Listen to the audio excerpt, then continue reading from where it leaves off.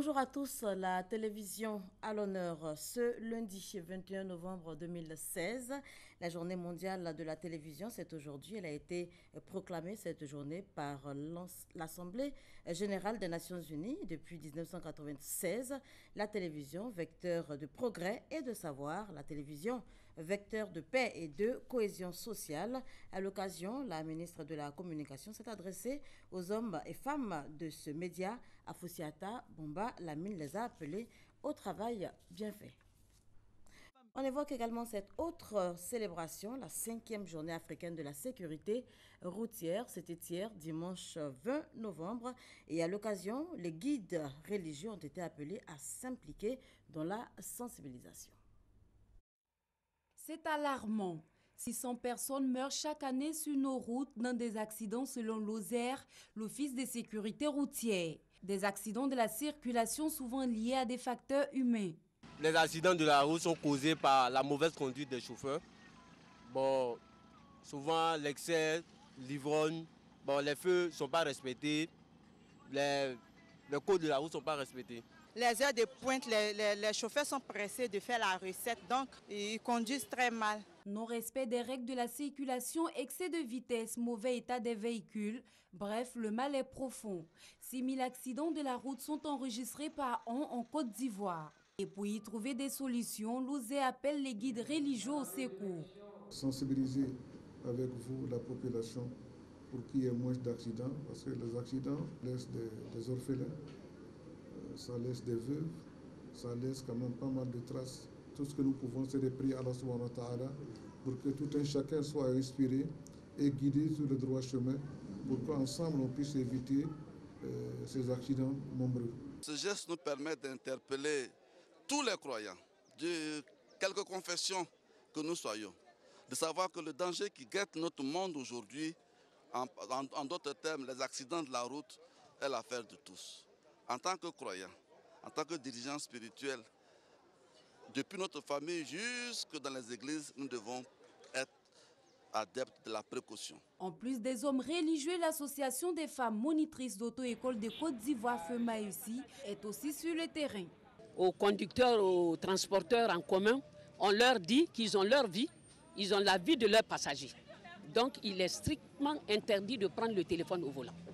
Et je pense que le message passe. Avec les femmes, le message passe toujours. Les accidents de la route, un triste constat qui a amené l'Union africaine à instaurer la journée africaine de la sécurité routière. Une journée pleine d'espoir pour le premier responsable de l'OSER.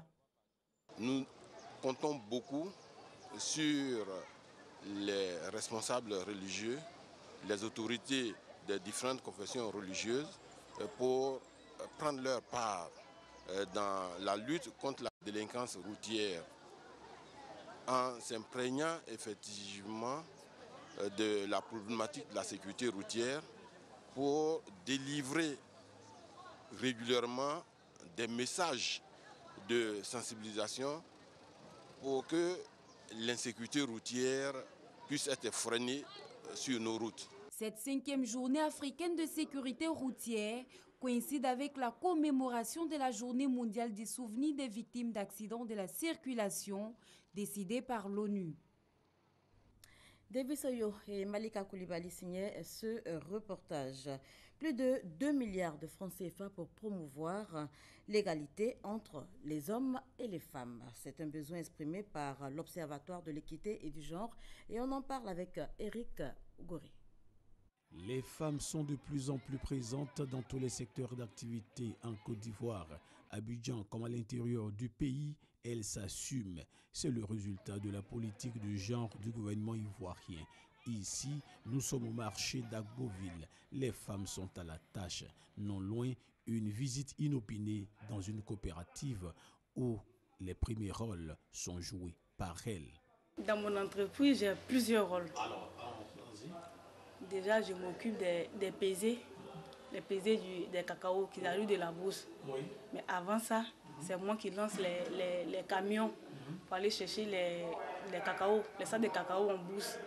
À ce poste, j'ai remplacé un homme et je fournis plus de résultats. Moi, je m'occupe de tout ce qui est dans le magasin, tout ce qui est gestion de stock ici. Moi, je me charge de récupérer tous les papiers qui reviennent avec les camions. Et après ça, on enregistre. Et après ça, on passe à l'analyse. C'est pour donner plus d'outils à la structure étatique en charge de l'égalité entre hommes et femmes qu'un atelier de réflexion se tient à Agboville. L'Observatoire de l'équité et du genre, ONEG, veut apporter des stratégies qui vont booster le genre en Côte d'Ivoire. C'est à nous de faire en sorte que les dispositions qui consacrent l'égalité de genre et la lutte contre les discriminations dans notre Constitution deviennent des réalités. Plusieurs recommandations ont été également faites lors de cet atelier pour mener à bien la politique du genre dans notre pays. Prendre en compte le genre, c'est quoi? C'est prendre en compte les besoins spécifiques des hommes et des femmes. La Côte d'Ivoire se situe à ce niveau parce que la question du genre est très vaste. L'intégration du genre dans les plans, projets et programmes, le suivi et évaluation de la situation chaque année est une priorité pour l'Observatoire de l'équité et du genre. On parle également santé dans cette édition, dépistage de cardiopathie congénitale infantile à la pépinière de Yopougon à Thiès. Environ 500 enfants ont bénéficié de cette action initiée par la fondation de l'Institut de cardiologie. Du plus petit au plus grand. C'est par cet ordre que la fondation de l'Institut de cardiologie d'Abidjan a procédé au dépistage des pensionnaires de la pouponnière de Yopougon. L'opération est un soutien à l'Institut de cardiologie pour la promotion de la santé du cœur en Côte d'Ivoire. L'objectif est de sensibiliser la population sur les maladies cardiovasculaires, c'est-à-dire un dépistage gratuit et faire un éveil de conscience à la population que la maladie existe. C'est un tueur silencieux. Kwaku Herman, médecin à l'Institut de cardiologie d'Abidjan, nous explique les différents processus de dépistage des pathologies cardiovasculaires chez les enfants.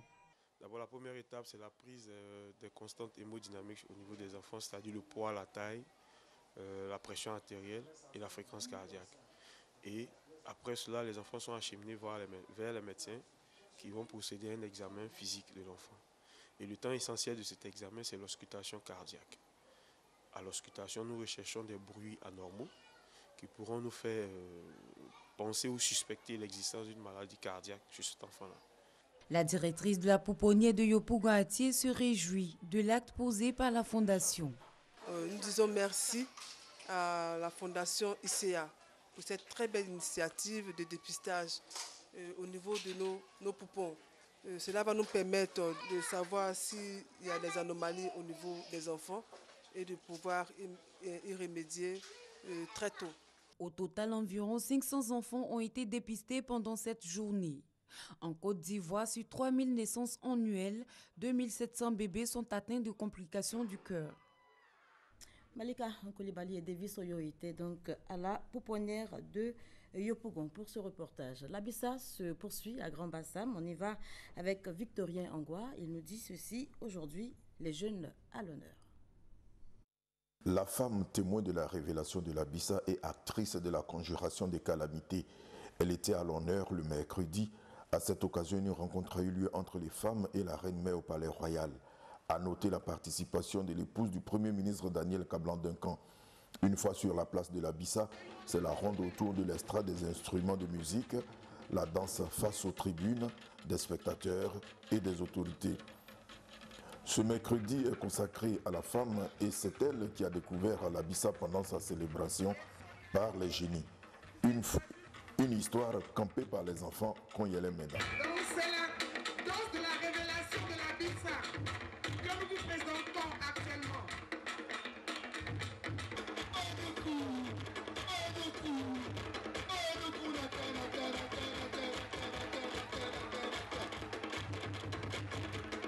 Une journée consacrée à la femme pour aussi montrer son importance.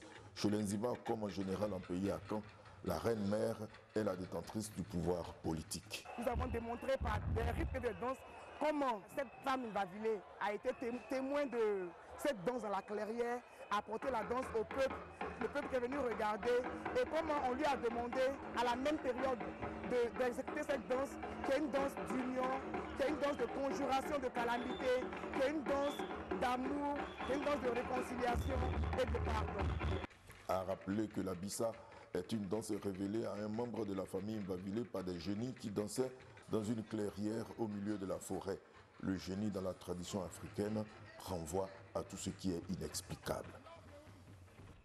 Voilà, les femmes à l'honneur donc mercredi dernier et aujourd'hui lundi, les jeunes seront à l'honneur. Le reportage était signé Victorien Angwa. Hors de chez nous, présidentielle en Haïti, le premier tour a eu finalement lieu après plusieurs reports. Les Haïtiens ont voté donc dans le calme hier dimanche pour élire leur président. Les résultats ne seront pas connus avant plusieurs jours. Notez que 27 candidats sont en lice et que quelques cas de fraude ont été signalés. Grosse surprise au sortir du premier tour de la présidentielle de la droite et du centre en France. François Fillon et Alain Juppé qualifiés avec respectivement 44% et 28% des voix. L'ancien président Nicolas Sarkozy, arrivé lui à la 3e place, a été tout simplement éliminé. Nicolas Sarkozy qui a vite reconnu sa défaite et qui a annoncé qu'il votera dimanche pour François Fillon. Ce sera donc le 2e tour et ce sera dimanche prochain. 120 morts et près de 150 blessés causés par un déraillement d'un train en Inde. Le bilan risque de s'alourdir. Les causes de l'accident ne sont pas encore connues. Voilà qui met un terme à ce journal. Merci de nous avoir suivis.